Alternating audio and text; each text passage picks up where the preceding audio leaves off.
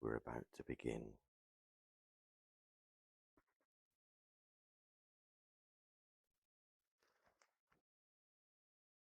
Bedtime Stories with Dadzig, Edgar Allan Poe.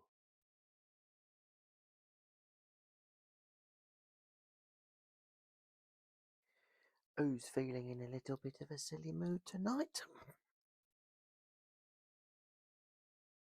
Yes, we certainly should carry on the pancake topic.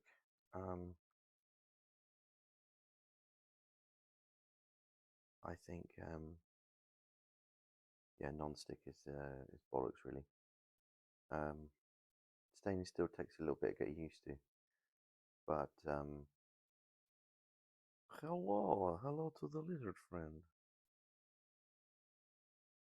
Oh, in different area codes. You got it, barbarian. Hi, Jade. Um, Apologies again for butchering the galette normandais, but I have to say everybody who tried it was very happy with the results, including myself. I had leftovers today of the filled galette. Hey, OG Hambone. Hey, Sleep Izzy. Good evening, Bianca. Not bad. What's up? Are you? Hello. Sad and Sassy. Good afternoon, my lord, and good afternoon to you too.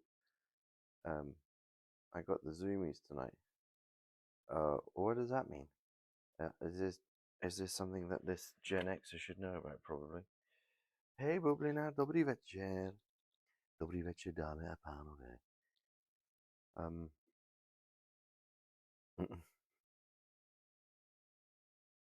First time chat. Hiya, Tyr. Beer.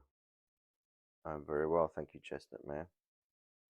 I'm very well. It's been a bit of a long week. The beginning of the week was horribly crushed. I had 2 very long working days, and then Tuesday there were a few drinks had. Not many, but it was enough, and then I've just been a little bit tired. You know how it goes. Gepriesen sei der Herr. Thank you, Maximilian of Barbain. Hi, Wither on 98. Ah, you know those minutes of madness cats get. Yeah. Okay, I hear you. I feel you. Did you win the cage match against Logan during the casting? We called it a draw. Mum's Swank gives as good as he gets. I've been resting, yeah. All right, that's part of my 2026 plan is just to chill the cat, work at 80% because to be honest, I try and fill every minute of the day and it doesn't make any sense. Oh, nice. You're getting ready for bed. That's cool, Halibut Jules. Maybe we'll do a little story. Oh, I don't know if you heard that. That was my tummy after dinner. Leave some time in the day for soup. Exactly.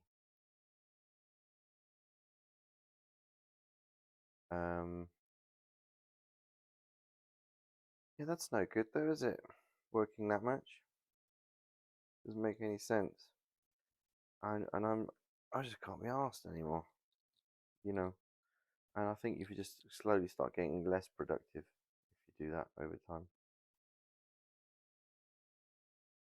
Yes, Valeria. I think we're still on 24 because last reading, no bosoms were counted.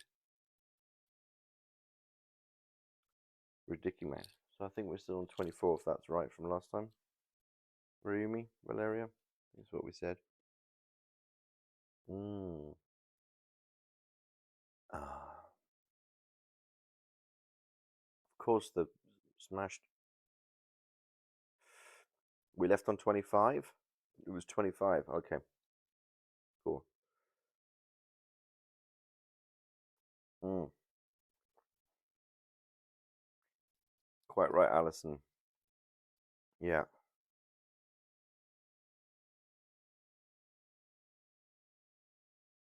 We had no bosoms yesterday. No, we've definitely got up to over 20 something from the time before, I think, because we had a whole good bunch. Is my mic somewhat quiet? I could move it up. I'm talking gently because it's the evening. How's that? Is that better? Um, Goodbye, Valeria. Um, I'm going to say we're at 24. Oh,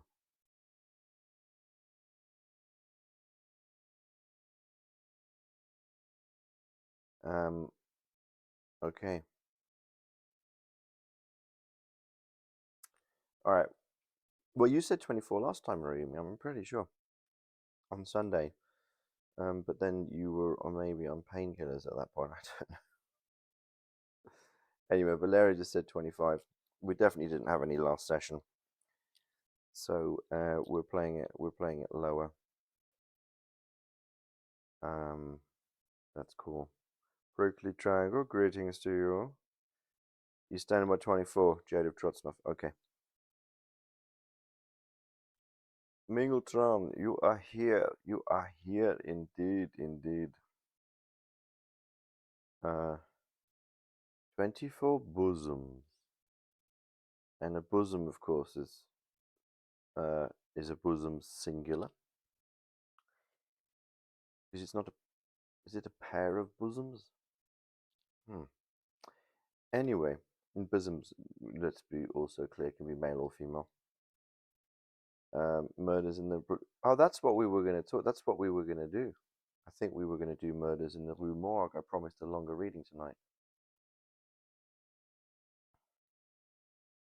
Um, I think we'll keep the fun of trying to collectively remember actually how many bosoms we've had and how many boobs. Not so many breasts. Quite jolly Han. There we go. Uh, yes, it's just that area of the torso, the top bit, rather than the lower half of the torso. Which would be what? The belly, I guess. And the front half of the torso, not the back half. So it's the front top quarter of the torso.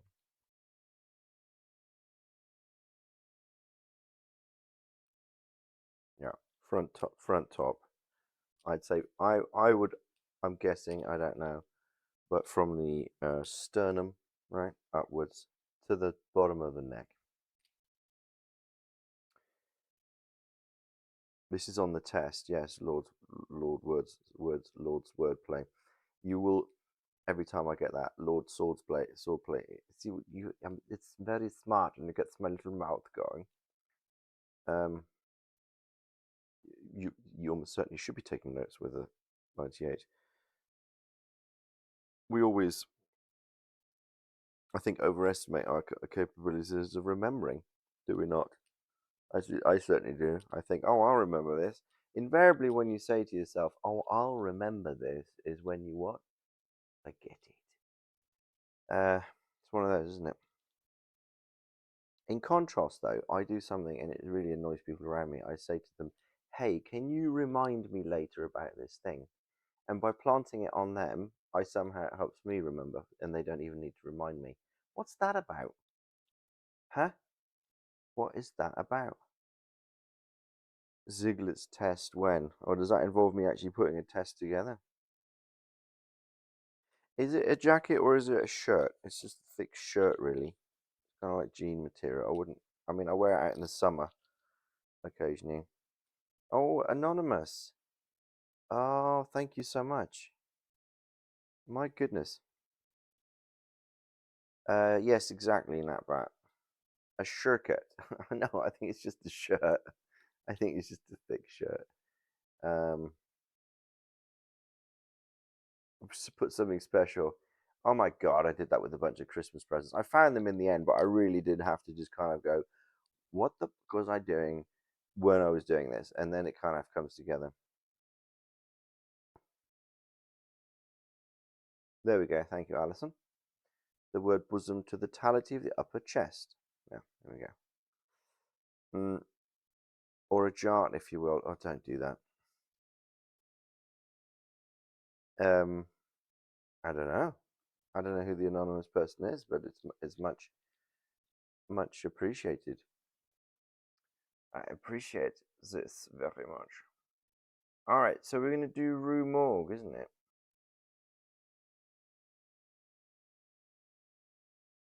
Um, well, Lokester wants to do lots of things, doesn't he? But he doesn't always get his way. He doesn't. He likes to. Think he will. What was I gonna? I was gonna look something up. Uh, one layout updated. Well, sometimes he should get his way, of course.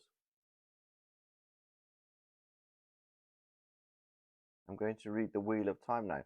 Wow, that's some hardcore double stimulation going on there.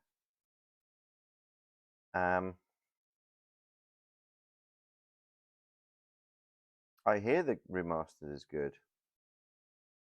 I will play. I will get into it this year though. But I'm sorting out my tech, and I because it's not going to run on this computer. Um, what's going on? Go away, you. Thank you.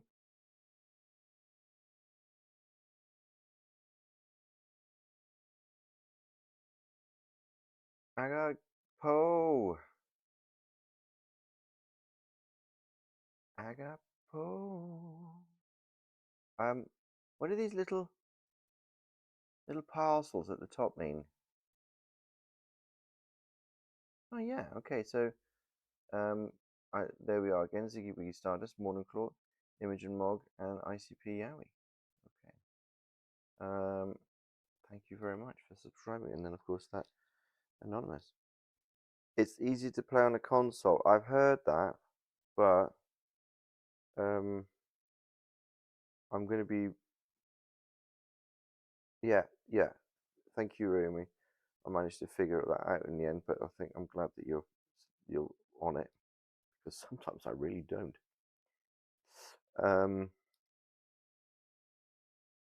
Become so advanced at tech, you can build a mega gaming pewter. I might just be given use of one, which would probably be a lot easier, frankly. Okay, okay, dears. Alice, because you weren't able on Sunday, I believe. Was that right? You weren't here for all of it, or you jumped in at the end. So we'll just go straight in with the story. No poem tonight. We might finish with a poem.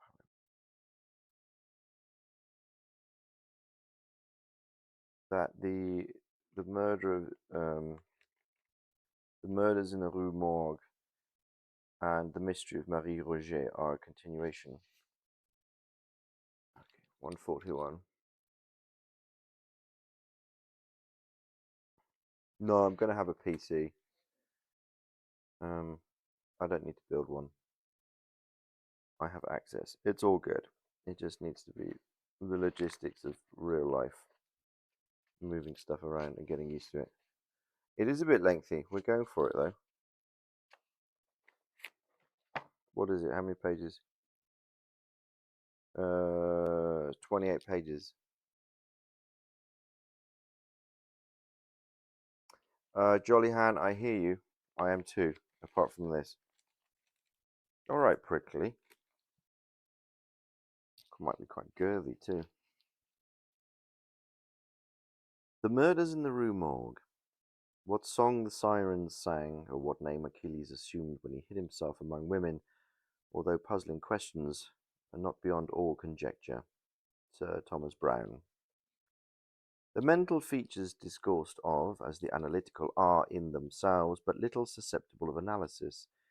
We appreciate them only in their effects. We know of them, among other things, that they are always to their possessor, when inordinately possessed, a source of the liveliest enjoyment, as the strong man exults in his physical ability, delighting in such exercises as call his muscles into action, so glories the analyst in that moral activity which disentangles. He derives pleasure from even the most trivial occupations bringing his talent into play. He's fond of enigmas, of conundrums, hieroglyphics, exhibiting in his solutions of each a degree of acumen which appears to the ordinary apprehension preternatural. His results, brought about by the very soul and essence of method, have in truth the whole air of intuition. The faculty of resolution is possibly much invigorated by mathematical study, and especially by that highest branch of it which, unjustly and merely on account of its retrograde operations, has been called, as if par excellence, analysis. Yet to calculate is not in itself to analyze. A chess player, for example, does the one without effort at the other.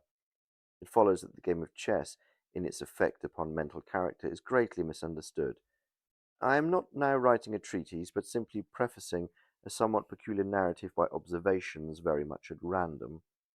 I will, therefore, take occasion to assert that the higher powers of the reflective intellect are more decidedly and more usefully tasked by the unostentatious game of draughts than by all the elaborate frivolity of chess.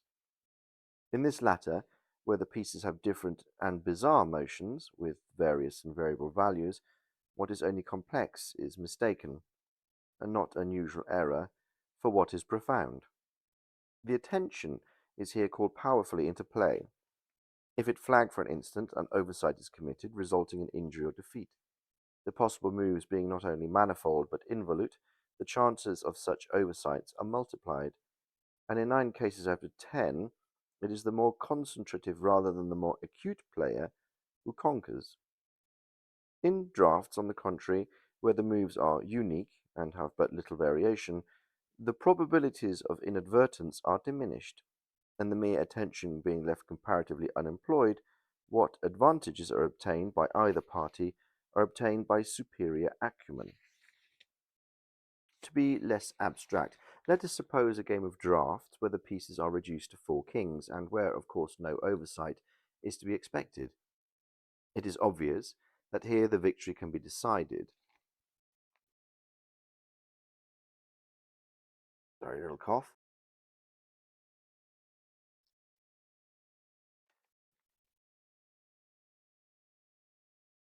It is obvious that here the victory can be decided, the players being at all equal only by some recherche movement, the result of some strong exertion of the intellect.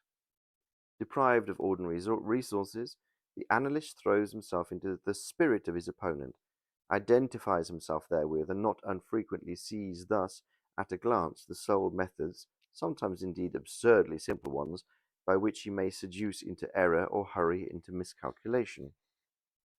Whilst this has long been known for its influence upon what is termed the calculating power, the men of the highest order of intellect have been known to take an apparently unaccountable delight in it, while eschewing chess as frivolous.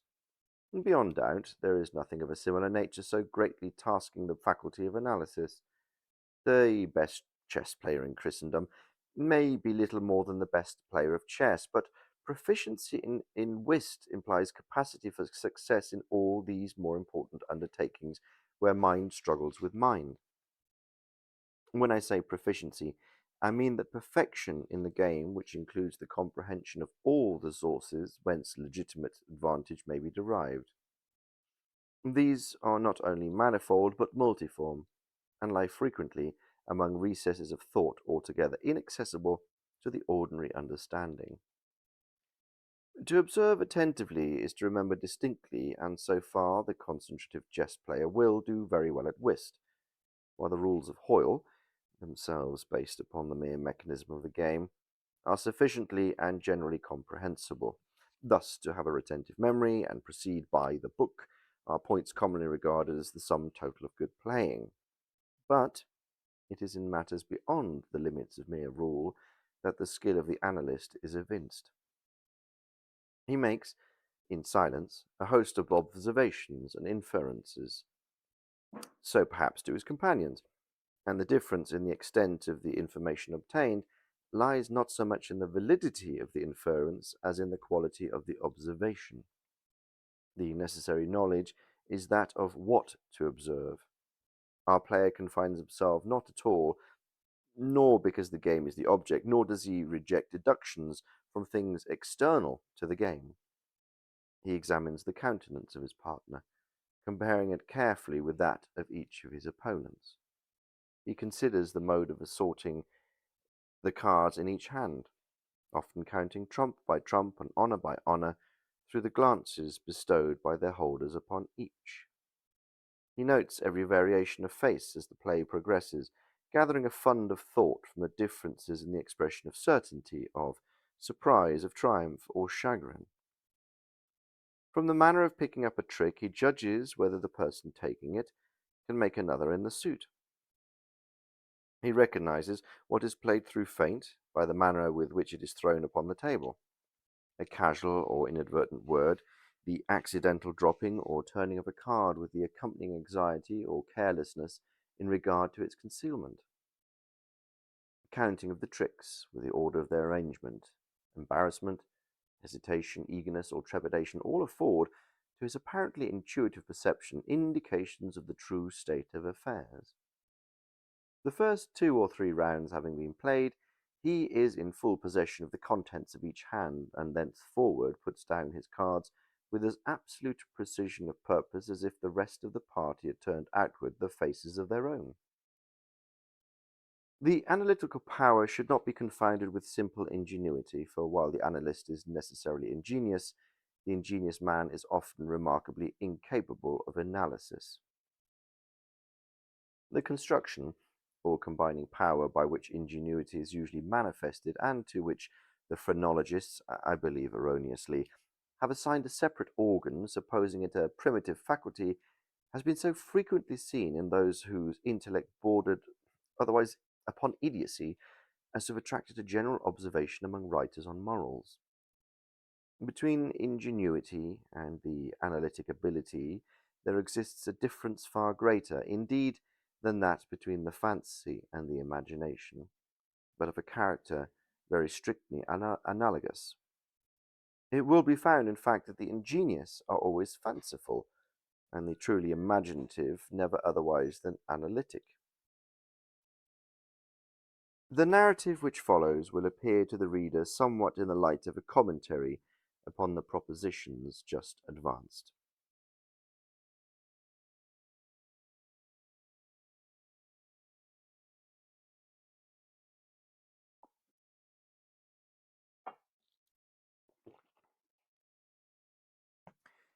Residing in Paris during the spring and part of the summer of 18 something, I there became acquainted with Monsieur C. Augustin Dupin.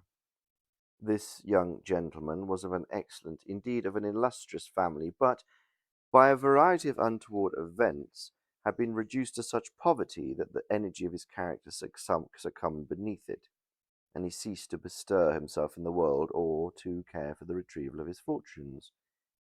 By courtesy of his creditors, there still remained in his possession a small remnant of his patrimony, and upon the income arising from this he managed, by means of rigorous economy, to procure the necessities of life without troubling himself about its superfluities. Books, indeed, were his sole luxuries, and in Paris these are easily obtained. Our first meeting was at an obscure library in the Rue Montmartre, where the accident of our both being in search of the very same rare and very remarkable volume brought us into closer communion. We saw each other again and again. I was deeply interested in the little family history which he detailed to me with all the candour with which a Frenchman indulges whenever mere self is the theme. I was astonished, too, at the vast extent of his reading, and above all, I felt my soul enkindled within me by the wild fervour and the vivid freshness of his imagination.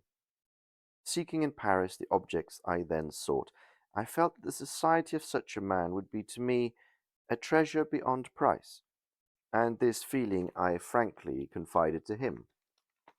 It was at length arranged that we should live together during my stay in the city, and, as my worldly circumstances were somewhat less embarrassed than his own, I was permitted to be at the expense of renting and furnishing in a style which suited the rather fantastic gloom of our common temper, a time-eaten and grotesque mansion, long deserted through superstitions into which we did not inquire, and tottering to its fall in a retired and desolate portion of the Faubourg Saint-Germain. Had the routine of our life at this place been known to the world, we should have been regarded as madmen, although perhaps as madmen of a harmless nature. Our seclusion was perfect. We admitted no visitors. Indeed, the locality of our retirement had been carefully kept a secret from my own former associates, and it had been many years since Dupin had ceased to know or to be known in Paris. We existed within ourselves, alone. It was a freak of fancy in my friend, for what else shall I call it, to be enamoured of the night for her own sake. And into this bizarrerie, as into his all others, I quietly fell, giving myself up to his wild whims with a perfect abandon. The sable divinity would not herself dwell with us always, but we would counterfeit her presence. At the first dawn of the morning, we closed all the massy shutters of our old building, lighted a couple of tapers, which, strongly perfumed, threw out only the ghastliest and feeblest of rays. By the aid of these, we then busied our souls in dreams, reading, writing, or conversing, until warned by the clock of the advent of the true darkness. Then we sallied forth into the streets, arm in arm, continuing the topics of the day, or roaming far and wide until a late hour, seeking amid the wild lights and shadow of the populous city that infinity of mental excitement which quiet observation can afford. At such times I could not help remarking and admiring, although from his rich ideality I had been prepared to expect it, a peculiar analytic ability in Dupin. He seemed to take an eager delight in its exercise, if not exactly in its display, and did not hesitate to confess the pleasure thus derived. He boasted to me, with a low chuckling laugh, that most men, in respect to himself, wore windows in their bosoms, and was wont to follow up such assertions by direct and very startling proofs of his own intimate knowledge of my own. His manner at these moments was frigid and abstract. His eyes were vacant in expression, while his voice, usually a rich tenor, rose into a treble which would have sounded petulant but for the deliberateness and entire distinctness of the enunciation. Observing him in these moods, I often dwelt meditatively upon the old philosophy of the bipart soul, and amused myself with the fancy of the double Dupin, the creative and the resolvent. Let it not be supposed from what I have just said that I am detailing any mystery or penning any romance. What I have described in the Frenchman was merely the result of an excited, or perhaps of a diseased intelligence, but of the character of his remarks at the period in question, an example will best convey the idea. We were strolling one night down a very long, dirty street in the vicinity of the Palais Royal. Being both apparently occupied with thought, neither of us had spoken a syllable for 15 minutes at least. All at once, Dupin broke forth with these words: "He's a very little fellow, that's true, and would do better for the Théâtre de Variété." "Well, there can be no doubt of that," I replied unwittingly, and not at first observing, so much I had been absorbed in reflection, the extraordinary manner in which the speaker had chimed in with my meditations. In an instant afterward I recollected myself, and my astonishment was profound. "Dupin," I said gravely, "this is beyond my comprehension. I do not hesitate to say that I'm amazed, and can scarcely credit my senses. How was it possible that you should know that I was thinking of Henri?" Here I paused to ascertain beyond a doubt whether he really knew of whom I thought. "Henri of Chantilly," he said. "Why do you pause? You were remarking to yourself that his diminutive figure unfitted him for tragedy." This was precisely what had formed the subject of my reflections.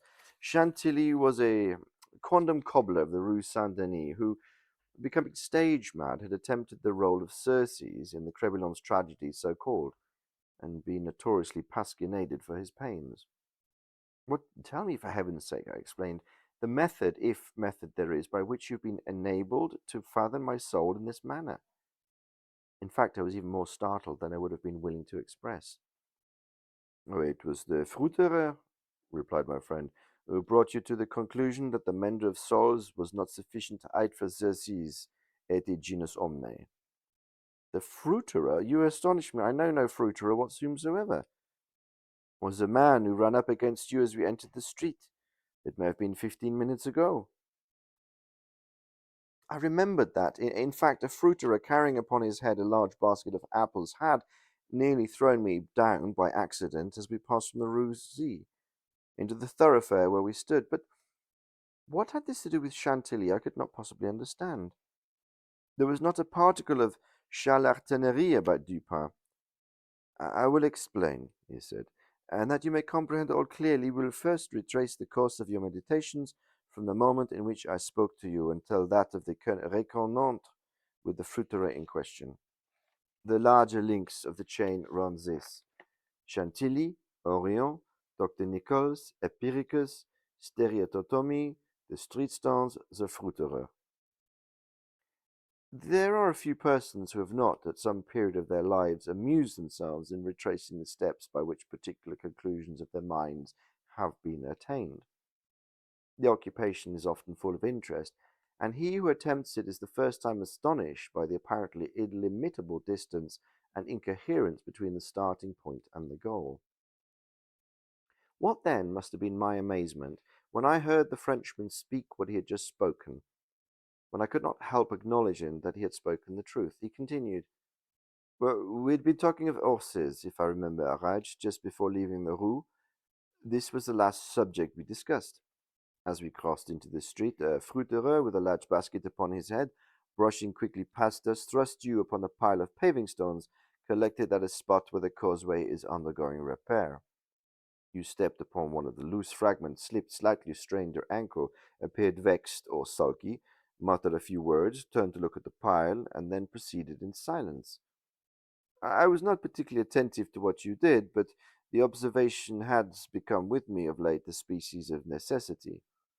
You kept your eyes upon the ground, glancing with a petulant expression at the holes and the ruts in the pavement, so that I saw you were still thinking of the stones, until we reached the little alley called La Matin, which has been paved by way of experiment with the overlapping and riveted blocks. Here your countenance brightened up, and perceiving your lips move, I could not doubt that you were murmured the word stereotomie, a term very effectively applied to this species of pavement. I knew that you could not say to yourself stereotonomy without being brought to the think of atomies, and thus of the theories of Epicurus, and since, when we discussed this subject not very long ago, I mentioned to you how singularly, yet with how little notice, the vague guesses of that noble Greek had met with the confirmation of the late nebular cosmology, I felt that you could not avoid casting your eyes upward to the great nebula in Orion, and I certainly expected you would do so. You did look up, and I was now assured that I had correctly followed your steps. But in the Bitter tirade upon Chantilly, which appeared in yesterday's Musée, the satirist, making some disgraceful allusions to the cobbler's change of name upon assuming the buskin, quoted a Latin line about which we have often conversed. I mean the line, Perditit antiquum litera prima sonum. I told you that this was in reference to Orion, formerly written Urion, and from certain pungencies connected with this explanation. I was aware that you could not have forgotten it. It was clear, therefore, that you would not fail to combine the two ideas of Orion and Chantilly. That you did combine them when I saw them by the character of the smile which passed over your lips. You thought of the poor cobbler's immolation. So far, you've been stooping in your gait, but now I saw yourself draw yourselves up to the full height. I was then sure that you reflected upon the diminutive figure of Chantilly. At this point, I interrupted your meditations to remark that in fact, he was a very little fellow, that Chantilly, and he would do better at the Théâtre des Variétés. Not long after this, we were looking over an evening edition of the Gazette des Tribunaux when the following paragraphs arrested our attention.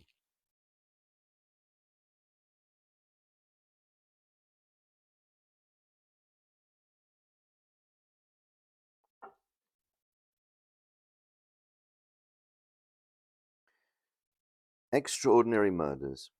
This morning about 3 o'clock, the inhabitants of the Quartier Saint-Roch were roused from sleep by a succession of terrific shrieks, issuing apparently from the fourth story of a house in the Rue Morgue, known to be in the sole occupancy of one Madame L'Espanaye and her daughter, Mademoiselle Camille L'Espanaye. After some delay, occasioned by a fruitless attempt to procure admission in the usual manner, the gateway was broken in with a crowbar, and 8 or 10 of the neighbors entered, accompanied by 2 gendarmes. By this time the cries had ceased, but as the party rushed up the first flight of stairs, 2 or more rough voices in angry contention were distinguished, and seemed to proceed from the upper part of the house. As the second landing was reached, these sounds also had ceased, and everything remained perfectly quiet. The party spread themselves and hurried from room to room. Upon arriving at a large back chamber in the fourth story, the door of which being found locked with the key inside, was forced open. A spectacle presented itself which struck everyone present not less with terror or horror than with astonishment. The apartment was in the wildest disorder, the furniture broken and thrown about in all directions.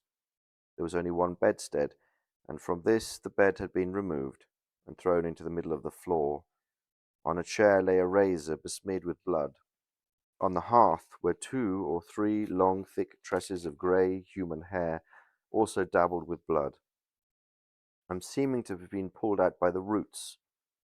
Upon the floor were found 4 Napoleons, an earring of topaz, 3 large silver spoons, 3 smaller of metal d'Alger, and 2 bags containing nearly 4,000 francs in gold. The drawers of the bureau, which had been stood in one corner, were open, and had been apparently rifled, although many articles still remained in them. A small iron safe was discovered under the bed, not under the bedstead. It was open, and the key still in the door. It had no contents beyond a few old letters, and other papers of little consequence. Of Madame L'Espanaye no traces were seen, but an unusual quantity of soot being observed in the fireplace, a search was made in the chimney, and, horrible to relate, the corpse of the daughter, head downward, was dragged therefrom, it having been thus forced up the narrow aperture for a considerable distance. The body was quite warm. Upon examining it, many excoriations were perceived, no doubt occasioned by the violence with which it had been thrust up and disengaged. Upon the face were many severe scratches, and upon the throat dark bruises, and deep indentations of fingernails, as if the deceased had been throttled to death. After a thorough investigation of every portion of the house, without further discovery, the party made its way into a small paved yard in the rear of the building, where lay the corpse of the old lady, with her throat so entirely cut, upon an attempt to raise her, the head fell off. The body, as well as the head, was fearfully mutilated, the former so much so as to scarcely to retain any semblance of humanity. To this horrible mystery there is not as yet, we believe, the slightest clue. The next day's papers had these additional particulars. The tragedy in the Rue Morgue. Many individuals have been examined in relation to this most extraordinary and frightful affair. The word affair has not yet in France that levity of import which it conveys with us. But nothing whatever has transpired to throw light upon it. We give below all the material testimony elicited. Pauline Dubourg, laundress, deposes that she was known both the deceased for 3 years, having washed for them during that period. The old lady and her daughter seemed on good terms, very affectionate towards each other. They were excellent pay, could not speak in regard to their mode of means of living. Believed that Madame L. told fortunes for a living, was reputed to have money put by, never met any persons in the house when she called for the clothes or took them home, was sure that they had no servant in employ. There appeared to be no furniture in any part of the building, except in the fourth story. Pierre Moreau, tobacconist, deposes that he had been in the habit of selling small quantities of tobacco and snuff to Madame L'Espanaye for nearly 4 years, was born in the neighbourhood, and has always resided there. The deceased and her daughter had occupied the house in which the corpses were found for more than 6 years. It was formerly occupied by a jeweller who underlet the upper rooms to various persons. The house was the property of Madame L. She became dissatisfied with the abuses of the premises by her tenant and moved into them herself, refusing to let any portion. The old lady was childish. Witness had seen the daughter some 5 or 6 times during the 6 years. The two lived an exceedingly retired life, were reputed to have money, had heard it said among the neighbours that Madame L. told fortunes, did not believe it.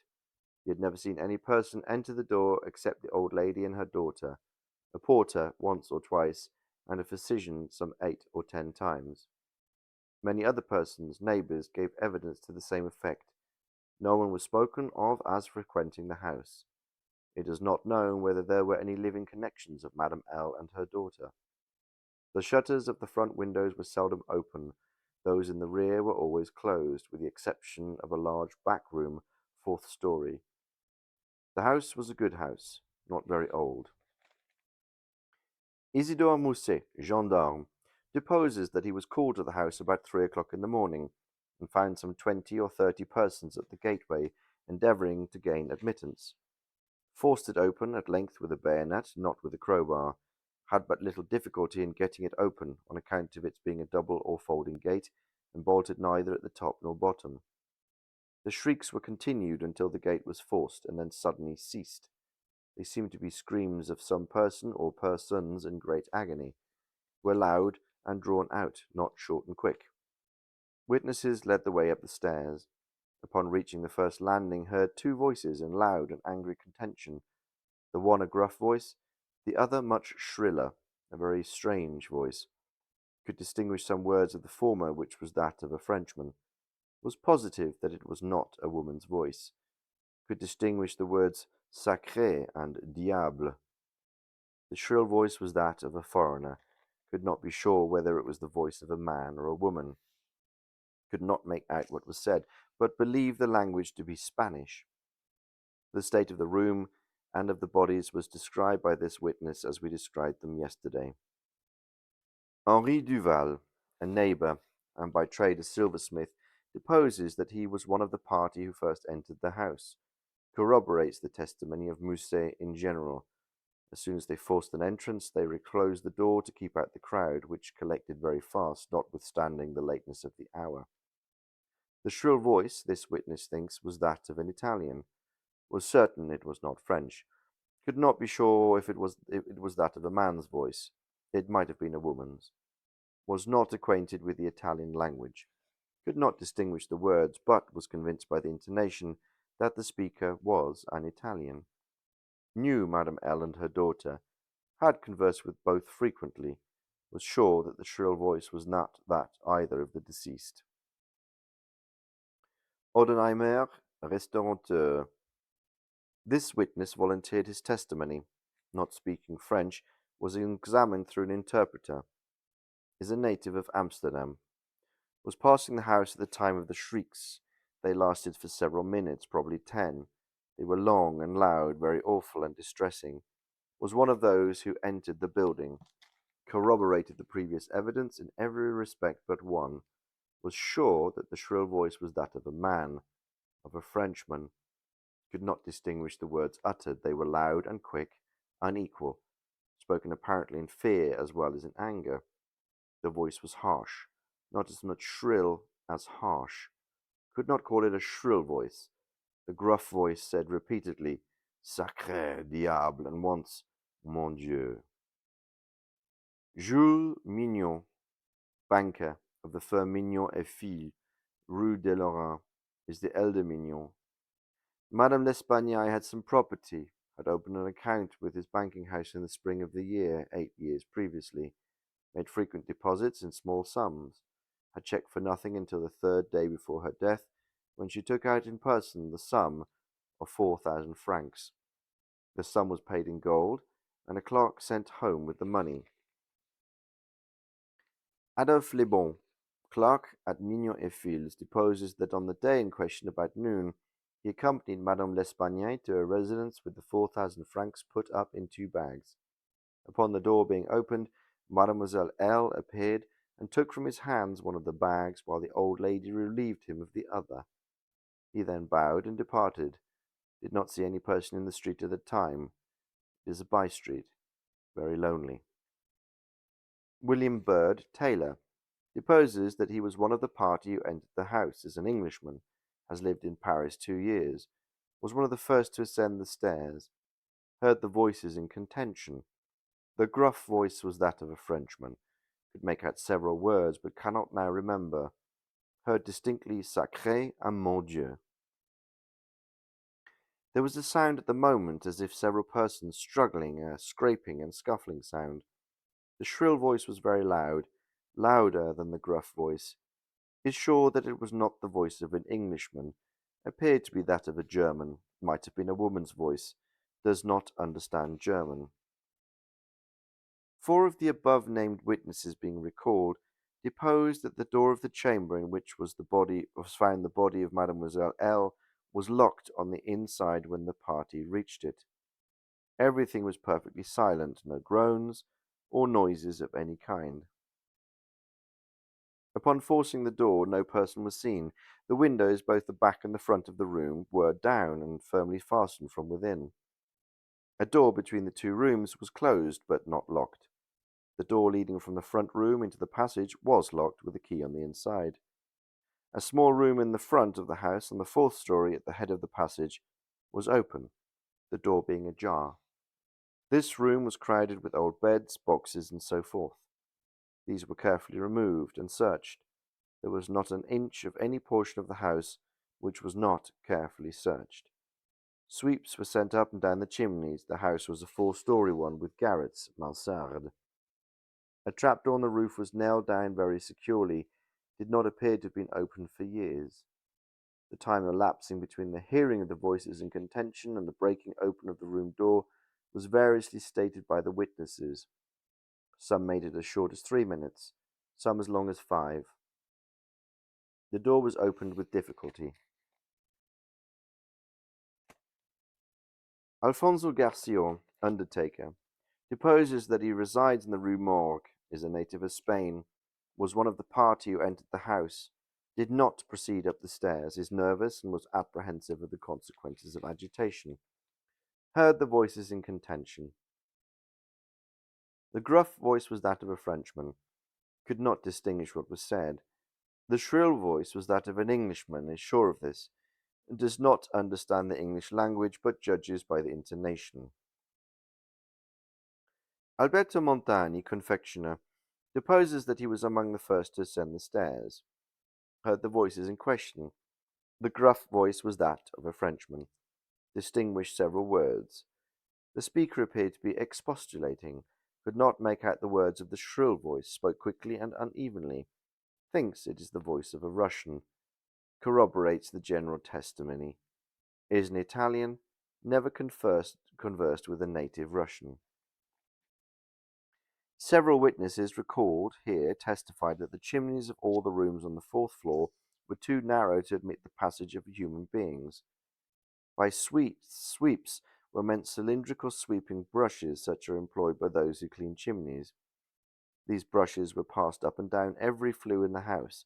There is no back passage by which anyone could have descended while the party proceeded up the stairs. The body of Mademoiselle Esplanade was firmly wedged in the chimney, that it could not be got down until 4 of the 5 of the party united their strength. Paul Dumas, physician, deposes that he was called to view the bodies upon daybreak. They were both then lying on the sacking of the bedstead in the chamber where Mademoiselle L. was found. The corpse of the young lady was much bruised and excoriated.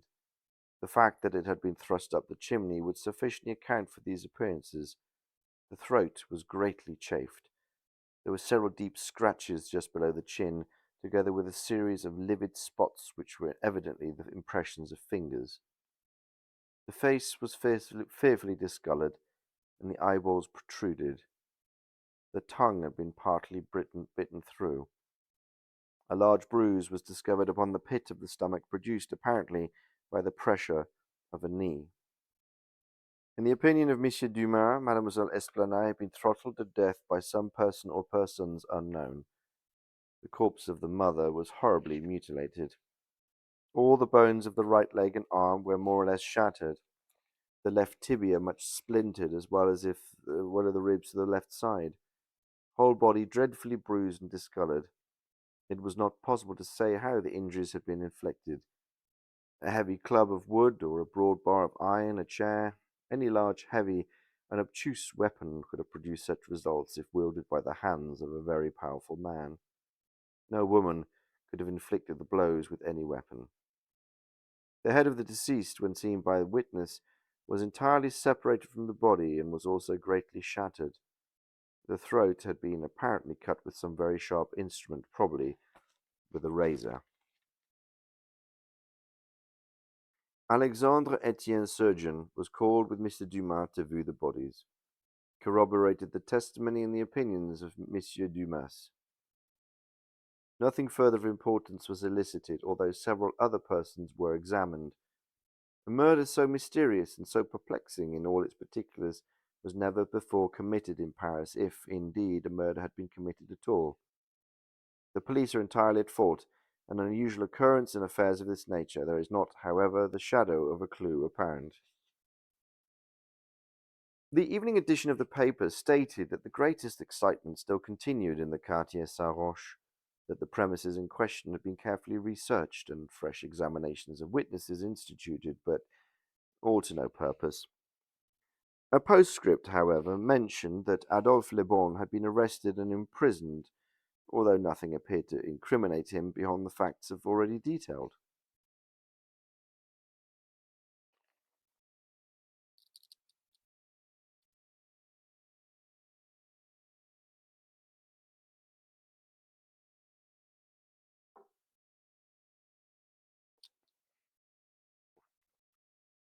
What happened? What have I done now?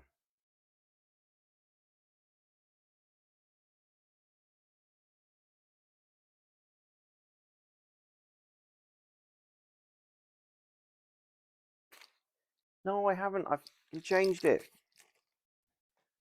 Oh, bollocks to that.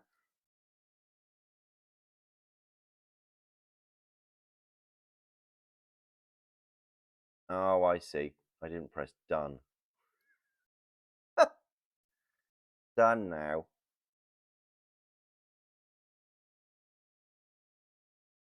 Where are the pancakes, Berkeley Triangle? They went through my bodily system.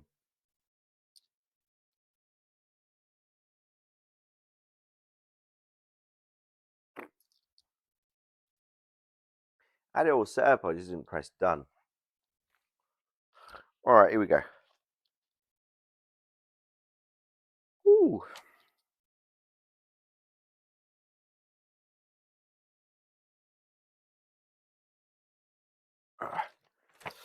Hang on. I'm going to change my position a little bit. There's a boom in all of us. Steady now.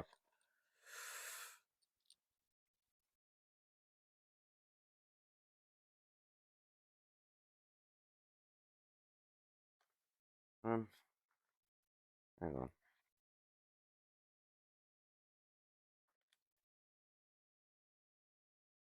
Ah, thank you, Draconi Manaveri.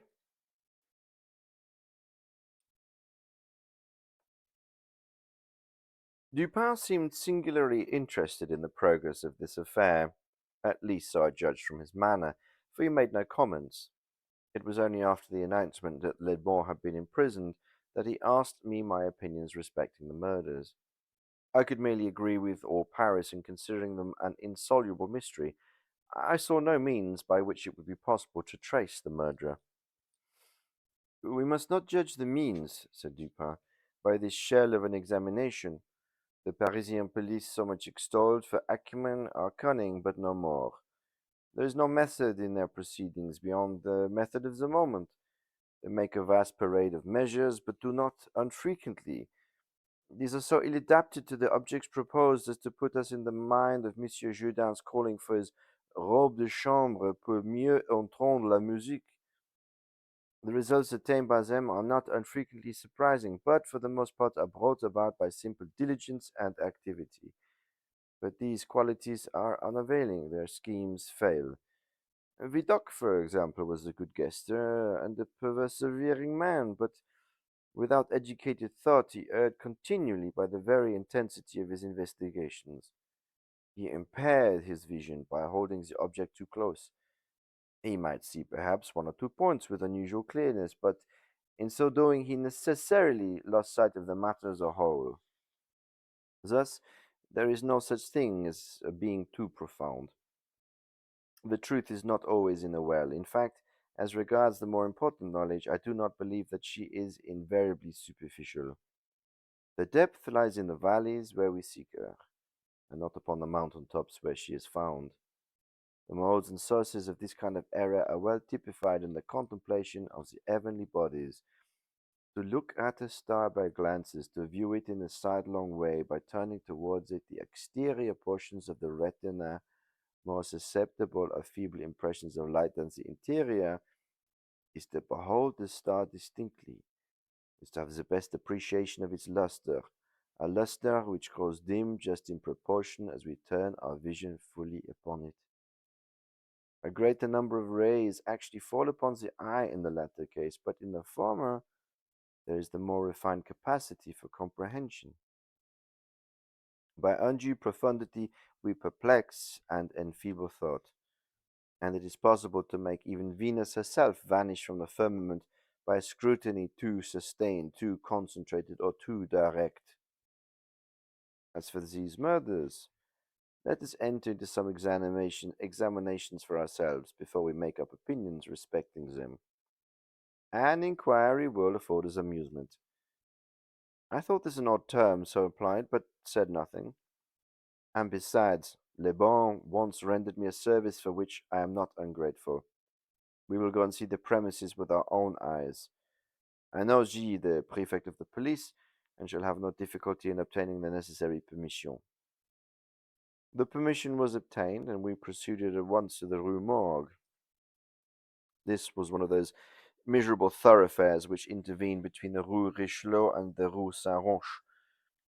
It was late in the afternoon when we reached it, as this quarter is at a great distance from that in which we resided. The house was readily found, for there were still many persons gazing up at the closed shutters with an objectless curiosity from the opposite side of the way. It was an ordinary Parisian house with a gateway, on one side of which was a glazed watchbox with a sliding panel in the window, indicating a loge de concierge. Before going in, we walked up the street, turned down an alley, and then again going in, turned past in the rear of the building. Dupin, meanwhile, examining the whole neighborhood, as well as the house with a minuteness of attention for which I could see no possible object. Retracing our steps, we came again to the front of the dwelling, rang, and having shown our credentials, were admitted by the agents in charge. We went upstairs, into the chamber where the body of Mademoiselle L'Espanaye had been found, and where both the deceased still lay.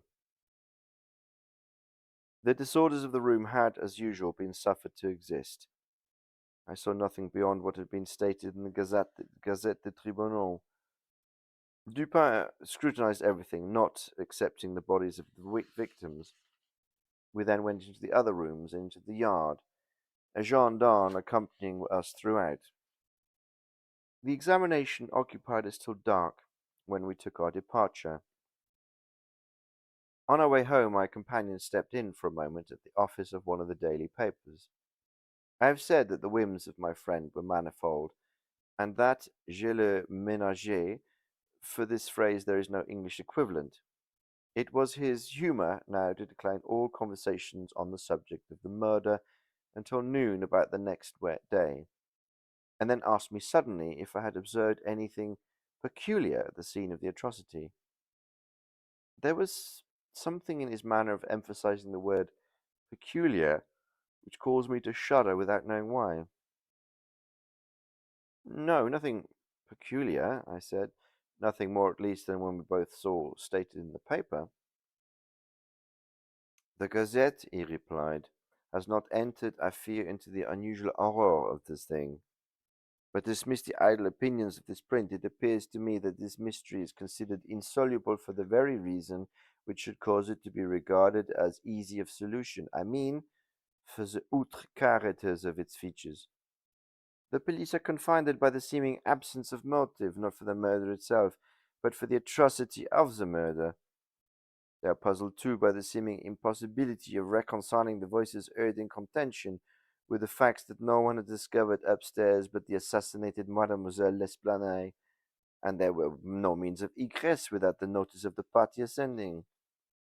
The wild disorder of the rooms, the corpse thrust with the head downward up the chimney, a frightful mutilation of the body of the old woman. These considerations, with those just mentioned, others which I need not mention, have sufficed to paralyze the powers and putting completely at fault the boasted acumen of the government agents.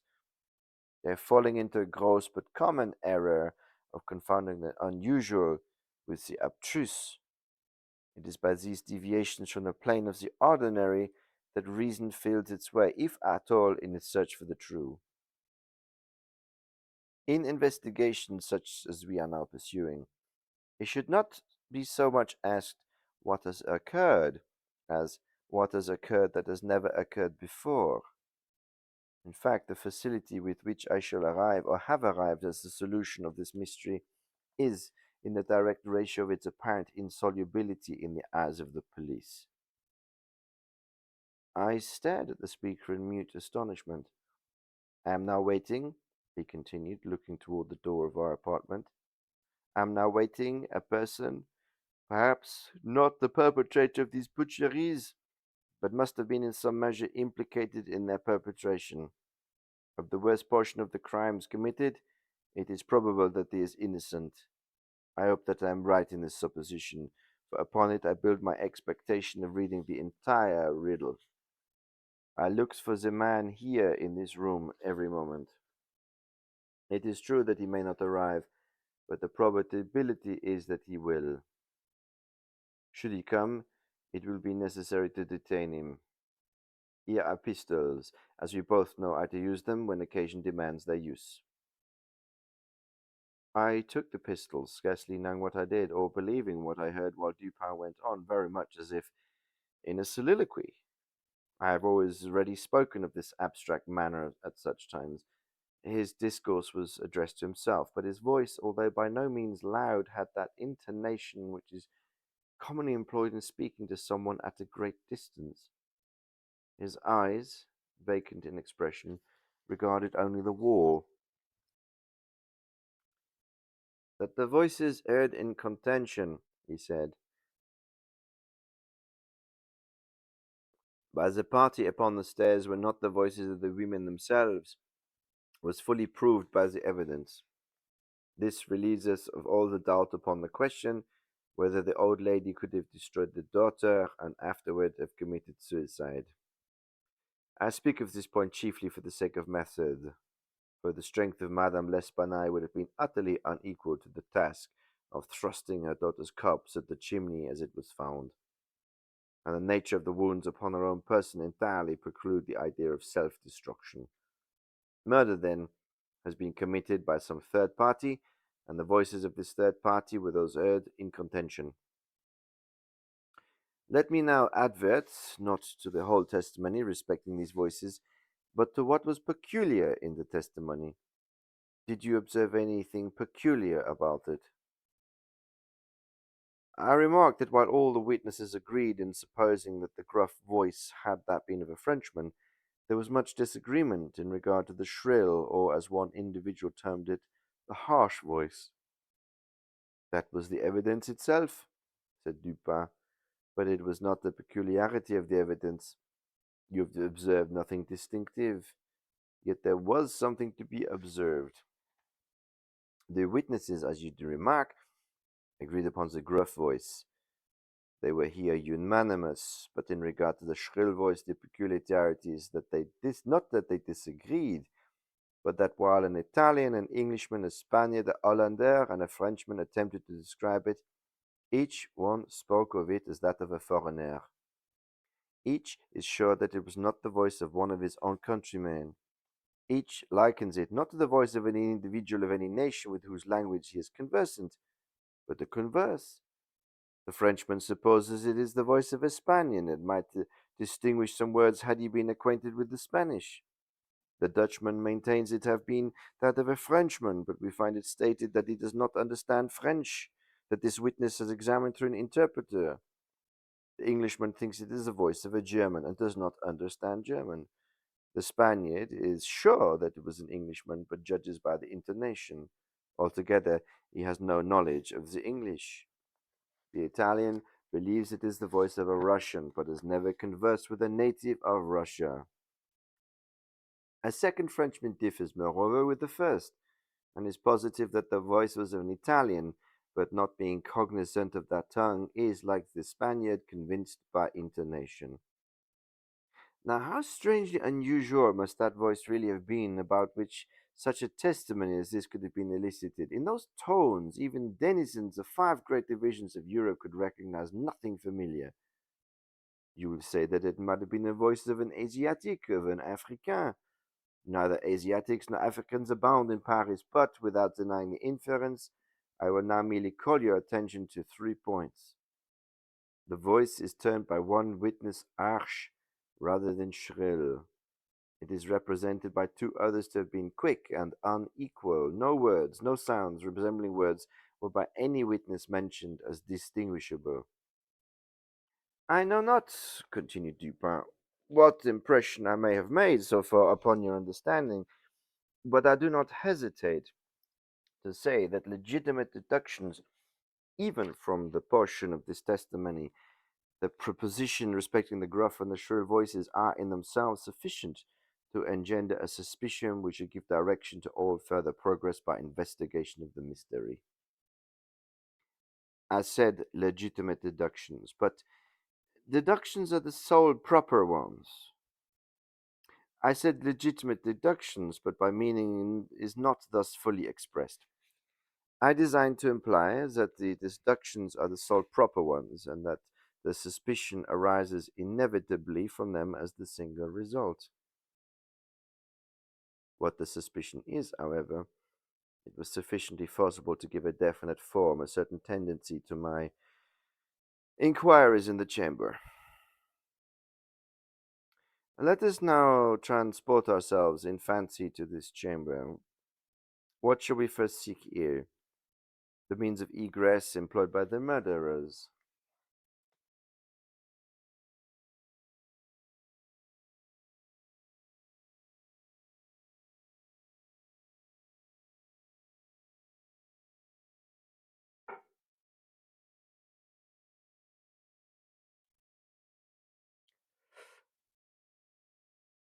The means of egress employed by the murderers.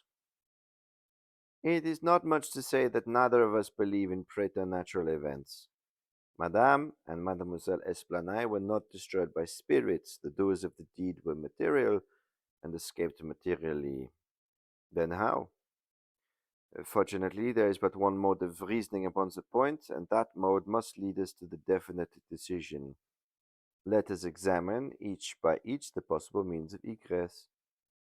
It is clear that the assassins were in the room where Mademoiselle L'Esplanade was found, or at least in the room adjoining, when the party ascended the stairs. It is, then, only from these two apartments that we have to seek issues. The police have laid bare the floors, the ceiling, and the masonry of the walls in every direction. No secret issues could have escaped their vigilance, but, not trusting to their eyes, I examined my own. There were, then, no secret issues. Both doors leading from the rooms into the passage were securely locked with the keys inside. Let us turn to the chimneys. These, although of ordinary width, for some 8 or 9 feet above the hearths, would not admit through their extent the body of a large cat. The impossibility of egress by means already stated being thus absolute, we are reduced to the windows. Through those of the front room, no one could have escaped without notice from the crowd in the street. The murderers must have passed then through the doors of the back room. now brought to this conclusion in so unequivocal a manner as we are, it is not our part as reasoners to reject it on account of apparent impossibilities. It is only left for us to prove that these apparent impossibilities are in reality not such. There are two windows in the chamber. One of them is unobstructed by furniture and is wholly visible. The lower portion of the other is hidden from view by the head of the unwieldy bedstead, which is thrust close up against it. The former was found securely fastened from within. It resisted the utmost force of those who endeavored to raise it. A large gimlet hole had been pierced in its frame to the left, and a very stout nail was been found fitted therein nearly to the head. Upon examining the other window, a similar nail has been similarly fitted in it, and a vigorous attempt to raise this sash also failed. The police were now entirely satisfied that egress had not been in those directions, and therefore it was thought a matter of supererogation to withdraw the nails and open the windows. My own examination was somewhat particular, and was so for the reason I have just given, because here it is, I knew that all apparent impossibilities must be proved, and be not such in reality. I proceeded to think thus, a posteriori. The murderers did escape from one of those windows. This being said, this being so, they could not have refastened the sashes from the inside as they were found fastened. The consideration which put a stop to its obviousness to the scrutiny of the police in this quarter. Yet the sashes were fastened, yet they must then have the power of fastening themselves. There was no escape from this conclusion. I stepped to the unobstructed casement, withdrew the nail with some difficulty, and attempted to raise the sash. It resisted all my efforts, as I had anticipated. A concealed spring must, I now knew, exist, and this corroboration of my idea convinced me that my premises at least were correct. However mysterious still appeared the circumstances attending the nails.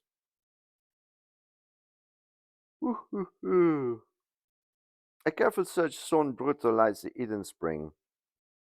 I pressed it, and satisfied with the discovery, forbore to appraise the sash. I now replaced the nail and regarded it attentively. A person passing out through this window might have reclosed it, and the spring would have caught, but the nail could not have been replaced. The conclusion was plain, and again narrowed in the field of investigations. The assassins must have escaped through the other window. Supposing then the springs upon each sash to be the same as was probable, there must be found a difference between the nails, or at least between the molds of their fixture. Getting upon the sacking of the bedstead, I looked over the board minutely at the second casement. Passing my hand down behind the board, I readily discovered and pressed the spring, which was, as I supposed, identical in character with its neighbor. I now looked at the nail. It was as stout as the other, and apparently fitted in the same manner, driven in nearly up to the head. You will say that I was puzzled, but if you think so, you must have misunderstood the nature of the inductions. To use a sporting phrase, I had not once been at fault. The scent had never for an instant been lost. There was no flaw in the link of the chain. I had traced the secret of its ultimate result, and the result was the nail. It had, I say, in its every respect the appearance of its fellow in the other window, but this fact was an absolute nullity, conclusive as it might seem to be, when compared with the considerations that here, at this point, terminated the clue. There must be something wrong, I said, about the nail. I touched it, and the head, with about a quarter of an inch of the shank, came off in my fingers. The rest of the shank was in the gimlet hole where it had been broken off. The fracture was an old one, for its edges were encrusted with rust, and had been apparently accomplished by the blow of a hammer, which had particularly embedded in the top of the bottom sash the head portion of the nail. I now carefully replaced this head portion in the indentations whence I had taken it, and the resemblance to a perfect nail was complete. The fissure was invisible. Pressing the spring, I gently raised the sash a few inches. The head went up with it, remaining firm in its bed. I closed the window, and the semblance of the whole nail was again perfect. This riddle so far was now unriddled. The assassin had escaped through the window which looked upon the bed. Dropping of its own accord upon his exit, or perhaps purposely closed, it had become fastened by the spring, and it was the retention of the spring which had been mistaken by the police for that of the nail, further inquiry being thus considered unnecessary. The next question is that of the mode of descent. Upon this point, I had been satisfied in my walk with you around the building. About 5.5 feet from the casement in question, there runs a lightning rod. From this rod, it would have been impossible for anyone to reach the window itself, to say nothing of entering it. I observed, however, that the shutters of the first story were of a particular kind called by Parisian carpenters ferrades, a kind rarely employed at the present day, but frequently seen upon very old mansions at Lyon and Bordeaux. They are in the form of an ordinary door, a single, not a folding door, except that the lower half is latticed or worked in upon trellis, thus affording an excellent hold for the hands. In the present instance, these shutters were fully 3 feet and a half broad. When we saw them from the rear of the house, they were both about half open, that is to say, they stood off at right angles from the wall. It is probable that the police, as well as myself, examined the back of the tenement, but if so, in looking at these ferrades in line of their breadth, as they must have done, they did not perceive this great breadth itself, or at all events failed to take it into consideration. In fact, having once satisfied themselves that no egress could have been made in this quarter, they would naturally bestow here a very cursory examination. It was clear to me, however, that the shutter belonging to the window of the head of the bed would, if fully swung back fully to the wall, reach to within 2 feet of the lightning rod. It is also evident, but by exertion of a very unusual degree of activity and courage, an entrance into the window from the rod might have been thus effected. By reaching to the distance of 2.5, we now suppose the shutter open to its full extent. A robber might have taken a firm grasp upon the trellis work, letting go, then, his bold hold upon the rod, placing his feet securely against the wall and springing boldly from it. He might have swung the shutter so as to close it, and if we imagine the window open at the time, might have been able to swing himself into the room.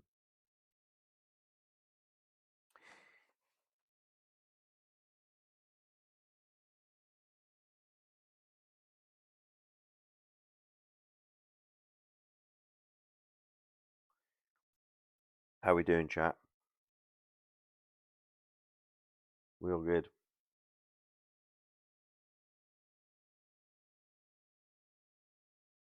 Everyone EP.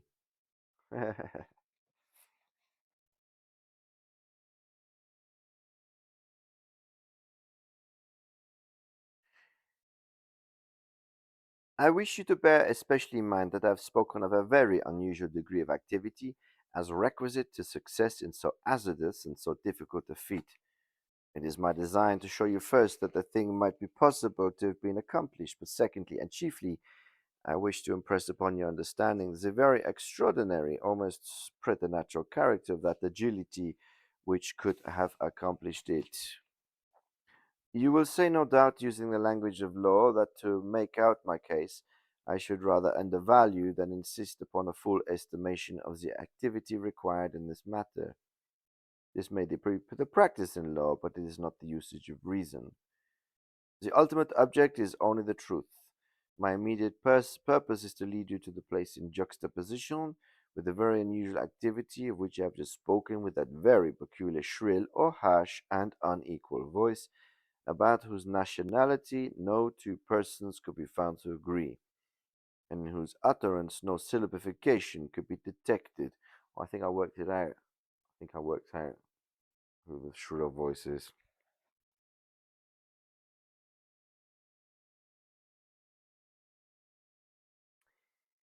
At these words, a vague and half-formed conception of the meaning of Dupin. At these words, a vague and half-formed conception of the meaning of Dupin flitted over my mind. I seemed to be upon the verge of comprehension, without power to comprehend, as men at times find themselves upon the brink of remembrance without being able in the end to remember. My friend went on with his discourse. You will see, he said, that I've shifted the question from the mode of egress to that of ingress. It was my design to convey the idea that both were effected in the same manner at the same point. Let us now refer to the interior of the room. Let us survey the appearance here. The drawers of the bureau, it is said, had been rifled, although many articles of apparel still remained within them. The conclusion here is absurd. It is a mere guess, a very silly one, and no more. Are we to know that the articles found in the drawers were not all those drawers had originally contained? Madame L'Espanaye and her daughter lived an exceedingly retired life, saw no company, seldom went out, had little use for numerous changes of habiliments. Those found were at least as good quality as any likely to be possessed by these ladies. If a thief had taken any, why did he not take the best? Why did he not take it all? In one word, why did he abandon 4,000 francs in gold to encumber himself with a bundle of linen? The gold was abandoned. Nearly the whole sum mentioned by Monsieur Mignon, the banker, was discovered in bags upon the floor. I wish you therefore to discard from your thoughts the blundering idea of motive engendered in the brains of the police by that portion of the evidence which speaks of money delivered at the door of the house. Coincidence is 10 times as remarkable as this, the delivery of the money, and murder committed within 3 days upon the party receiving it. Happened to all of us every hour of our lives without attracting even momentary notice. Coincidences in general are great stumbling blocks in the way that the class of thinkers who have been educated to know nothing of the theory of probabilities, that theory to which the most glorious objects of human research are indebted for the most glorious illustration. In the present instance, had the gold been gone, the fact of its delivery 3 days earlier would have been formed the idea of the motive. But the real circumstances of the case, if we are to suppose gold the motives of this outrage, must also imagine the perpetrator so vacillating an idiot as to have abandoned his gold and his motive together.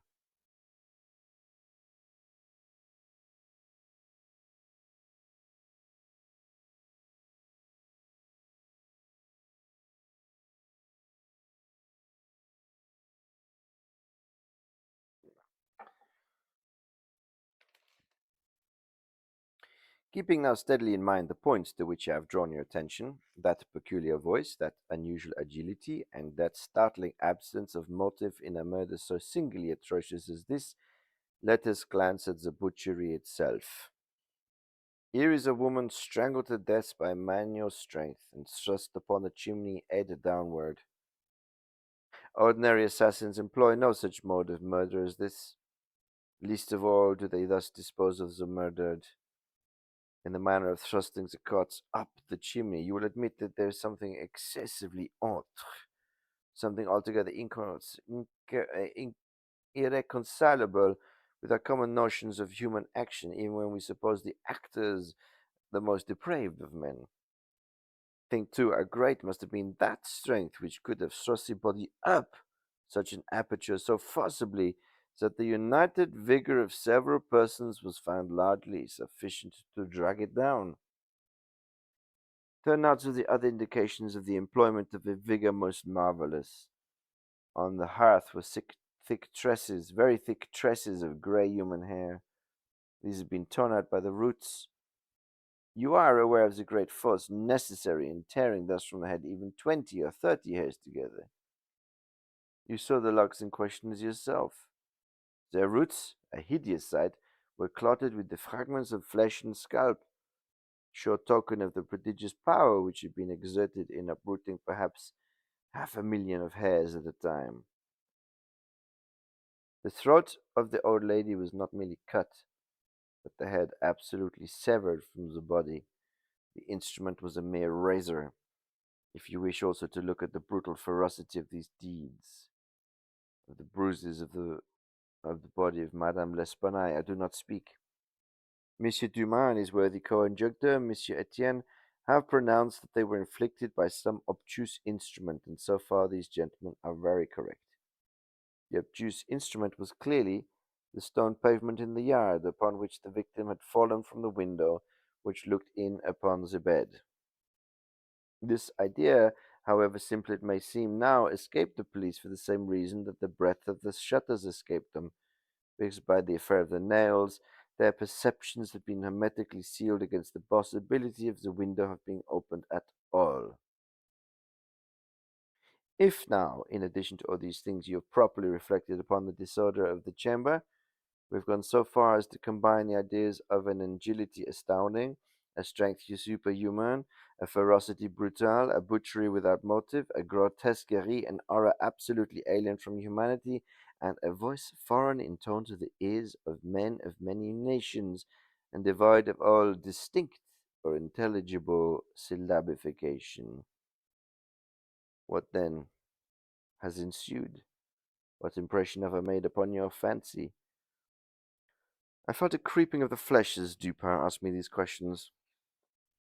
A madman, I said, has done this deed. Some raving maniac escaped from the neighboring Maison de Santé.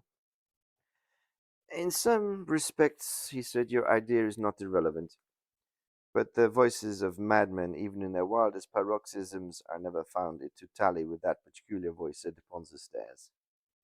Madmen are of some nation. Excuse me. And their language, however incoherent in words, is always the coherence of syllabification. Besides, the hair of a madman is not such as I now hold in my hand. I disentangled this little tuft from the rigidly clutched fingers of Madame L'Espanaye. Tell me what you can make of it. Dupin, I said completely enough, this hair is most unusual. This is no human hair. I have not asserted that it is, he said.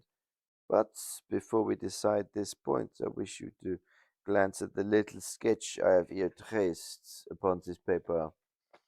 It is a facsimile drawing of what has been described in one portion of the testimony as dark bruises and deep indentations of finger-nails upon the throat of Mademoiselle D'Espelin, and in another by Messieurs Dumas and Etienne as a series of livid spots, evidently the impression of fingers. You will perceive, continued my friend, spreading out the paper upon the table before him, that this drawing gives the idea of a firm and fixed hold. There's no slipping apparent. Each finger is retained, um, each finger is retained, possibly until the death of the victim, the fist or grasp upon which it originally embedded itself. Attempt now to place all your fingers at the same time in the respective impressions as you see them. I made the attempt in vain. We are possibly not giving this matter a fair trial, he said. The paper is spread out upon a plain surface, but the human throat is cylindrical. Here is a billet of wood, the circumference of which is about that of the throat. Wrap the drawing around it and try the experiment again. I did so, but the difficulty was even more obvious than before. This, I said, is the mark of no human hand. Read now, replied Dupin, this passage from Cuvier. It was a minute anatomical and generally descriptive account of the large volvulus orangutan of the East Indian Islands. The gigantic stature, the prodigious strength and activity, the wild ferocity, and the imitative propensities of these mammalia are sufficiently well known to all. I understood the full horrors of the murder at once. The descriptions of the digits, said I, as I made an end of the reading, is in exact accordance with this drawing. I see that no animal but an orangutan of the species here mentioned could have impressed the indentations as you traced them.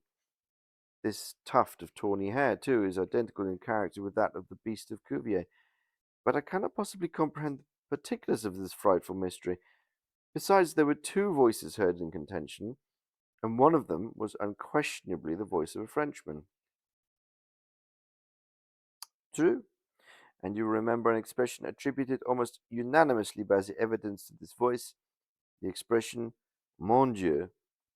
This, under the circumstances, which has been justly characterized by one of the witnesses, Montani the confectioner, as an expression of remonstrance or expostulation.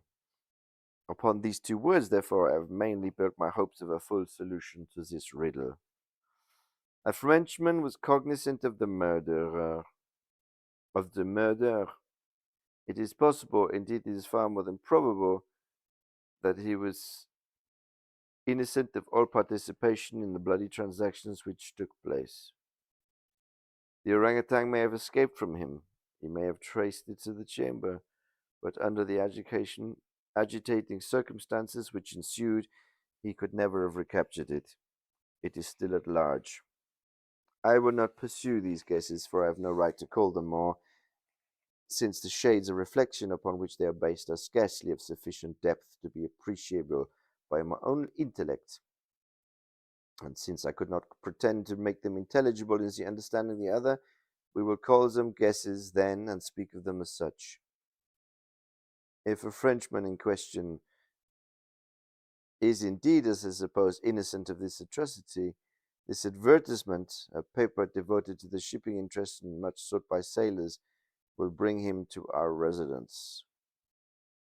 He handed me a paper, and I read thus: Caught in the Bois de Boulogne early in the morning of the instant, the morning of the murder, a very large tawny orangutan of the Borneo species.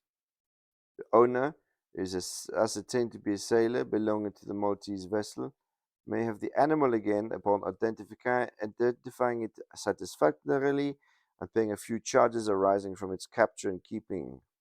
Call at number Rue Faubourg Saint-Germain, au 13e. How is it possible, I asked, that you should know the man to be a sailor and belonging to a Maltese vessel? I did not know it, said Dupin. I'm not sure of it.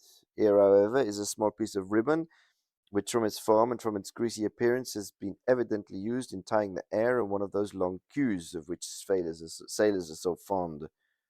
Moreover, this knot is one which few besides sailors can tie, and is peculiar to the Maltese. I picked the ribbon up at the foot of the lightning rod. It could not have belonged to either of the deceased. Now, if, after all, I am wrong in my induction from this ribbon that the Frenchman was a sailor belonging to a Maltese vessel, still, I can have done no harm in saying what I did in the advertisement. If I am in error, you will merely suppose that I have been misled by some circumstances into which you will take the trouble to inquire.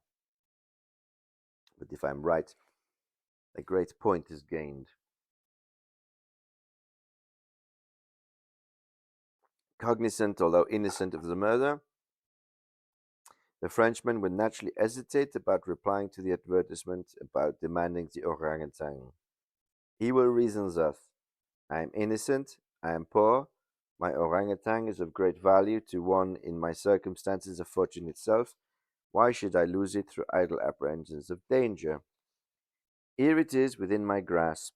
It was found in the Bois de Boulogne, at a vast distance from the scene of the butchery. How can it ever be suspected that a brute beast should have done the deed? The police are at a fault. They have failed to procure the slightest clue. Should they even trace the animal, it would be impossible to prove me cognizant of the murder or implicate me in guilt on account of that cognizance.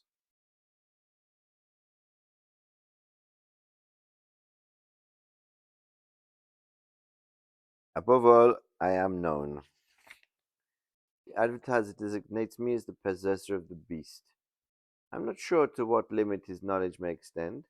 Should I avoid claiming a property of so great value which is known that I possess, or renders the animal at least liable to suspicion? It is not my policy to attract the attention neither to myself nor the beast. I will answer the advertisement, but the orangutan, and keep it closed until matter has been blown over. At this moment we heard a step upon the stairs. Be ready, said Dupin, with your pistols.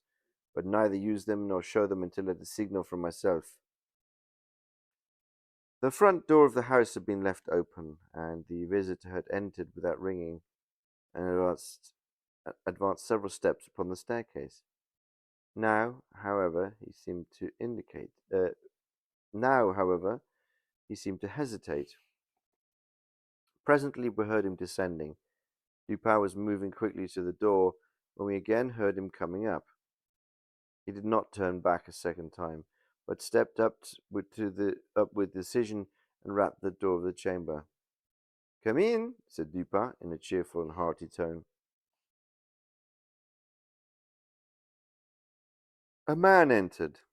He was a sailor, evidently, a tall, stout, and muscular-looking person with a certain daredevil expression of countenance not altogether unprepossessing. His face, greatly sunburnt, was more than half hidden by whisker and mustachio. He had with him a huge oaken cudgel, but appeared to be otherwise unarmed. He bowed awkwardly and bade us good evening in French actions, which, although somewhat châtelish, were still sufficiently indicative of a Parisian origin. "Sit down, my friend," said Dupin. "I suppose you have called about the orangutan. Upon my word, I almost envy you the possession of him. A remarkable fine, and no doubt a very valuable animal. How did you suppose him to be? How old do you suppose him to be?"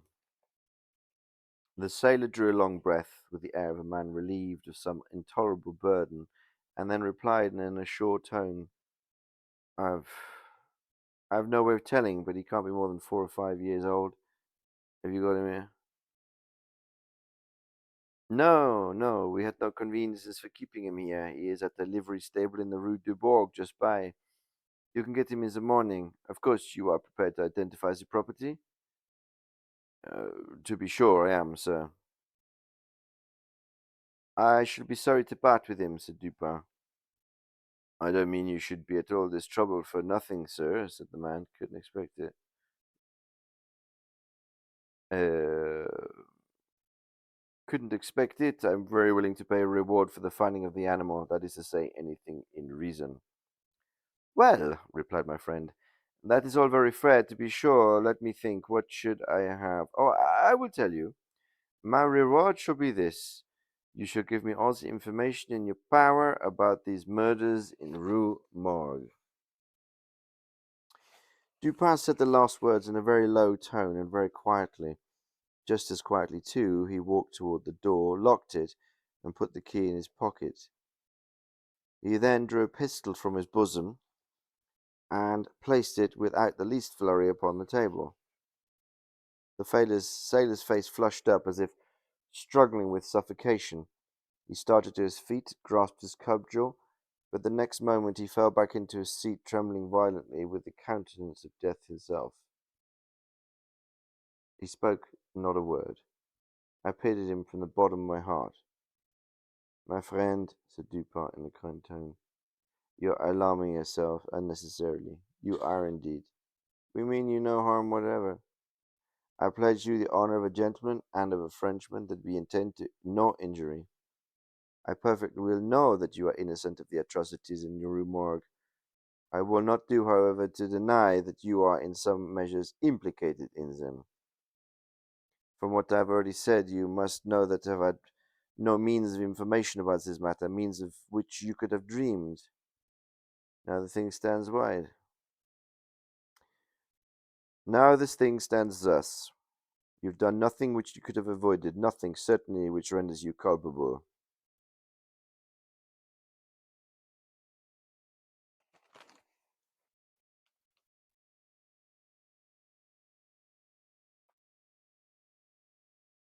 You are not even guilty of robbery, when you might have robbed with impunity, and you have nothing to conceal. You have no reason for this concealment. On the other hand, you are bound by every principle of honor to confess all you know. An innocent man is now imprisoned, charged with that crime of which you can point out the perpetrator." The sailor had recovered his presence of mind, in a great measure, while Dupin uttered his words. but his original boldness of bearing was all gone. "So help me God," said he after a brief pause, "I will tell you all I know about this affair, but I don't expect you to believe me one half when I say I would be a fool indeed if I did.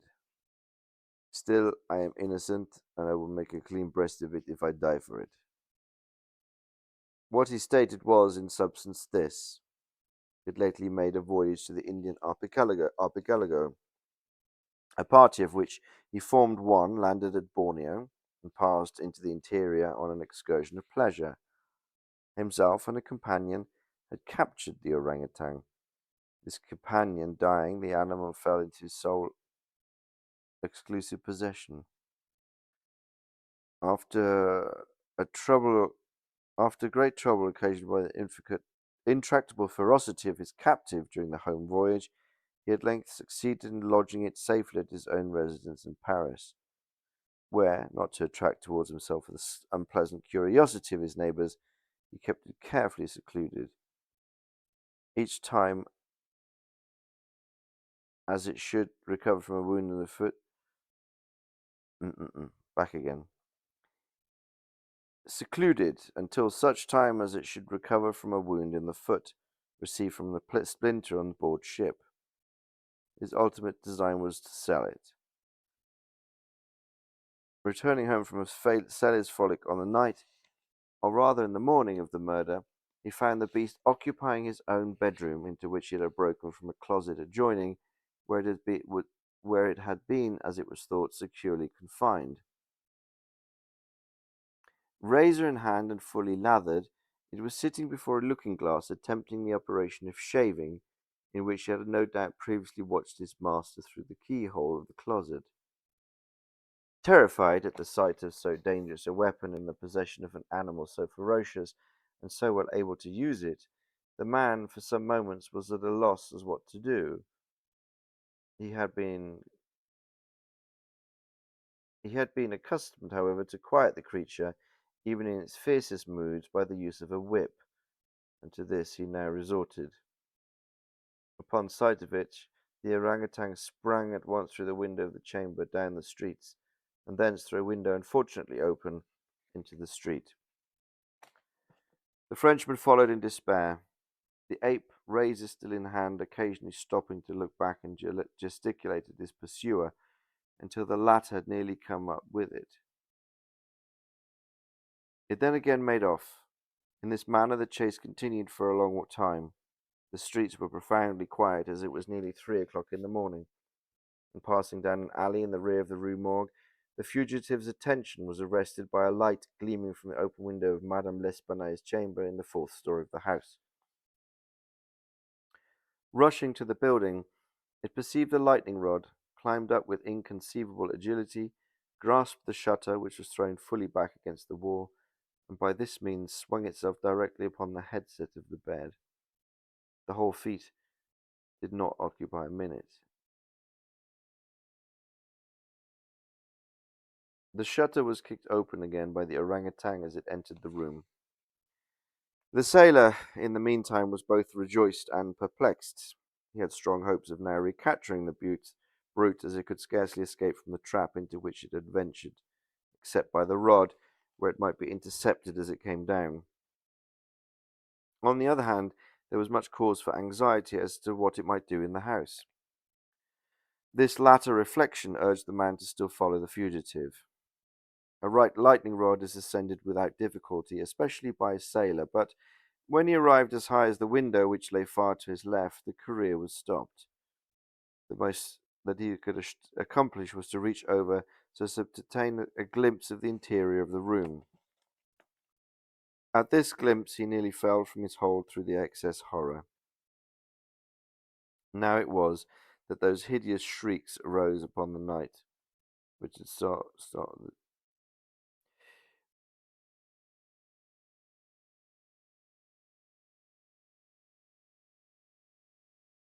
Well, we could discuss later whether the sailor should take blame or not. At this glimpse he nearly fell from his hold through the excess horror. Now it was that those hideous shrieks arose upon the night which had startled from slumber the inmates of the Rue Morgue. Madame L'Espanaye and her daughter, habited in their night clothes, had apparently been occupied in arranging some papers in the iron chest already mentioned, which had been wheeled into the middle of the room. It lay open, and its contents lay beside it on the floor. The victims must have been sitting with their back towards the window, and from the time elapsing between the ingress of the beast and the scream, it seems probable that it was not immediately perceived. The flapping, too, of the shutter would naturally have been attributed to wind. As the sailor looked in, the gigantic animal had seized Madame L'Espanaye by the hair, which was loose as she had been combing it, and was flourishing the razor about her face, in imitation of the motions of a barber. The daughter lay prostrate and motionless. She had swooned. The screams and struggles of the old lady, during which the hair was torn from her head, had the effect of changing the probably pacific purposes of the orangutan into those of wrath. With one determined sweep of its muscular arm, it nearly severed her head from the body. The sight of blood inflamed its anger into frenzy.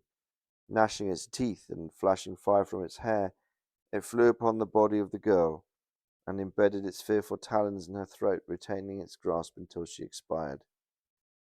Its wandering and wild glances fell at this moment upon the head of the bed, over which the face of its master, written with black horror, was just discernible. The fury of the beast, excuse me, who no doubt bore still in mind the dreaded whip, was instantly converted into fear.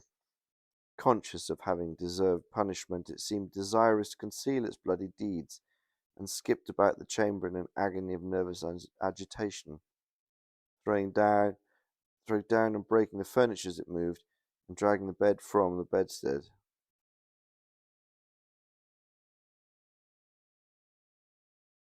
In conclusion, it seized first the corpse of the daughter and thrust it up the chimney as it was found, then that of the old lady, which it immediately hurled through the window headlong.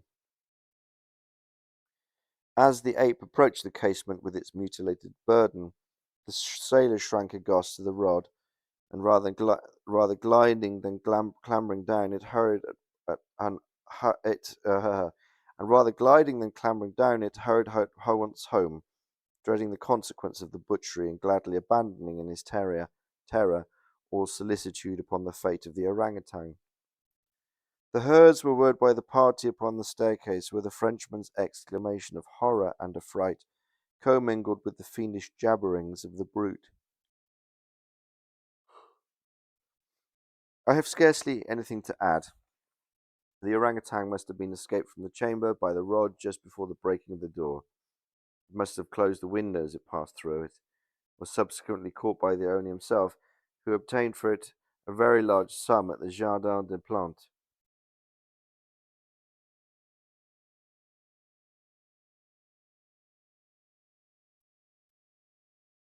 I'm a little confused here. The owner got it back? Le Bon was instantly released upon our narration of the circumstances, with some comments from Dupin at the bureau of the prefect of police.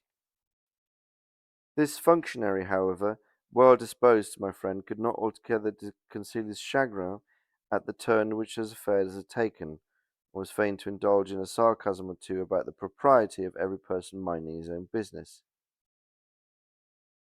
Let him talk, said, yeah.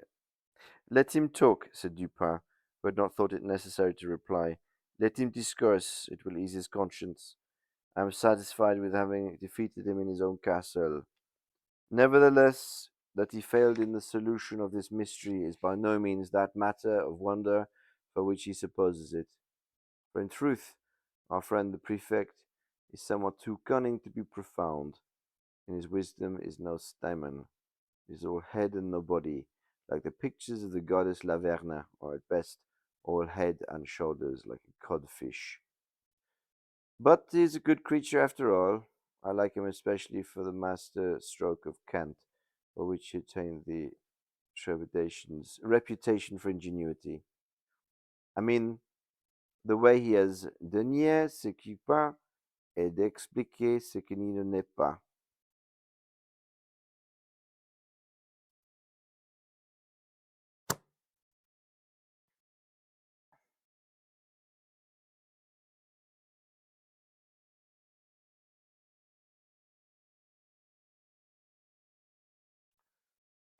'Twas an orangutan. This particular book has 1,026 pages. However, um, our introduction. Oh, hang on, that's where the other 3 pages. One, two, three, four. That's right. It starts on page 3. So yeah, it's 126 pages. Boom. 26 bosoms, that's right. Well, gang, I don't know about you, but I feel a bit tired after that.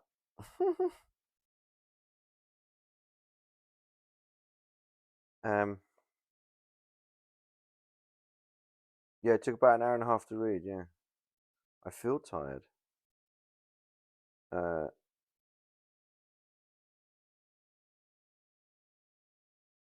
yeah, I mean, I guess so.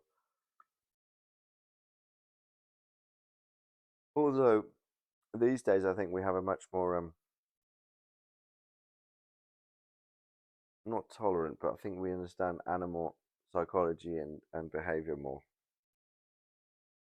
Because orangutans are incredibly intelligent apes. That was indeed lengthy and girthy. It was. Yeah. Yeah. Uh,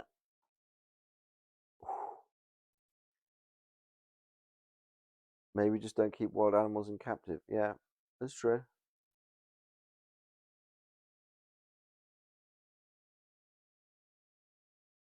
That is a discussion for another day.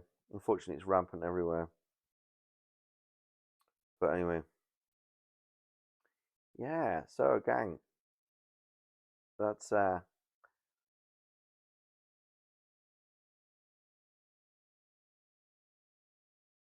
that's uh, that's story time then.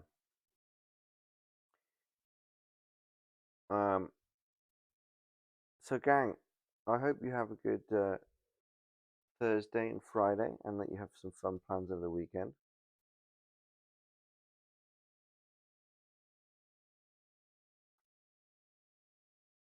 Yeah, yeah, maybe Rumi. It's not blaming the orangutan even. It's just saying that there's a nature of this, and we're not quite um. What's the word I'm looking for? I'm too tired to think. Um, I can't think. Guys, we have not named the fish yet, but I think we we're coming up with some plan for that. And um, what else? Sunday, cooking soup on Sunday, not Saturday this week, just because that's how it works out. And I'm very excited about this Slovenian soup called ricet. It involves barley and beans, and so if you're planning to cook along, pearl barley and whatever beans of choice. If you want to soak them and cook them, you will need to soak them overnight. Yes, fish. We have fish. A little fish tank. Oh dear. And a gecko. I'm sat amongst my menagerie. There's the gecko tank, and there's the fish tank. Yes. Garfina's fine, I think. What's He's still hiding away. One of the crickets was incredibly noisy earlier. And maybe Garfina's making the most of that for dinner.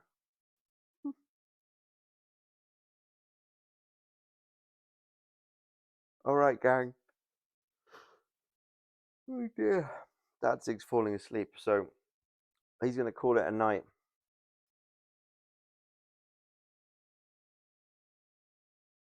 And see you soon. Sparkle on, my friends. Sparkle on.